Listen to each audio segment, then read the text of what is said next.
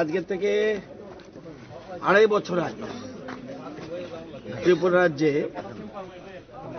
Centre of excellence for vegetables, আমাদের centre of excellence আরেকটা আছে অম্পিতে আমরা বানাচ্ছি, সেটা হলো সাইট্রাস, লেবু জাতীয় জিনিসের জন্য সেন্টার অফ এক্সেলেন্স।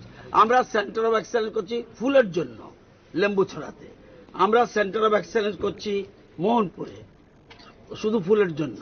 তো এরকম আমরা অনেকগুলি সেন্টার অফ এক্সেলেন্স করছি, যাতে আগামী দিনে আমাদের যা শর্টেজ আছে ফুলের এবং সবজির, এগুলি সব আধুনিক নিউ টেকনোলজি। আমি যে বারবার বলি, যতদিন না পর্যন্ত আমরা নিউ টেকনোলজি গ্রহণ করতে না পারছি, ততদিন পর্যন্ত আমরা এক ত্রিপুরা শ্রেষ্ঠ ত্রিপুরার যে স্বপ্ন এবং ভারতবর্ষের এক ভারতবর্ষের শ্রেষ্ঠ ভারত, এটা হবে না। তো এইটা দিয়ে প্রমাণিত হলো।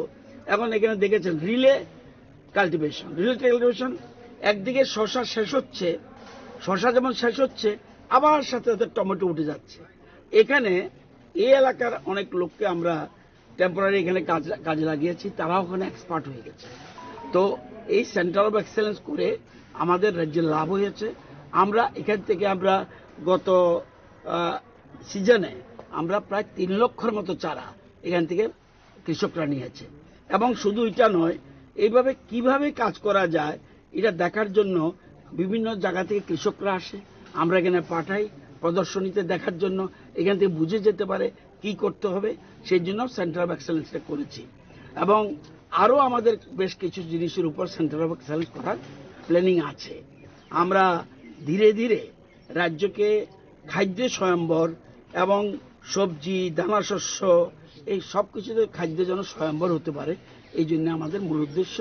আজকে এখানে একটা প্রোগ্রাম আছে শান্তির বাজারে এবং মনুতে, সেটা দেখার ফাঁকে ভাবলাম সেন্টার অফ এক্সেলেন্সটা কেমন চলছে দেখে আসে। এসে আপনারা দেখেছেন বেগুন কিভাবে হচ্ছে, সাদা বেগুন কিভাবে হচ্ছে এবং কালো বেগুন কিভাবে হচ্ছে, টমেটো কিভাবে হচ্ছে, ধনিয়া পাতা কিভাবে হচ্ছে। এখানে কোনো মাটি লাগে না, মাটি ছাড়া যে চারা উৎপাদন করছে, এটা নারকেলের খোসা দিয়ে আর অন্যান্য জিনিস দিয়ে তারা তৈরি করছে। এবং এটা আমাদের রাজ্যের জন্য, এবং এগুলিতে একটা সবচেয়ে ইম্পর্টেন্ট জিনিস, পোকার আক্রমণ থেকে বাঁচানো যায়। এখানে যদি আপনার এরকম শেড যদি কৃষকরা করে 8 থেকে 10 বছর সেখানে চাষ করতে পারবে, এতে তাদের প্রোডাকশন বৃদ্ধি হবে।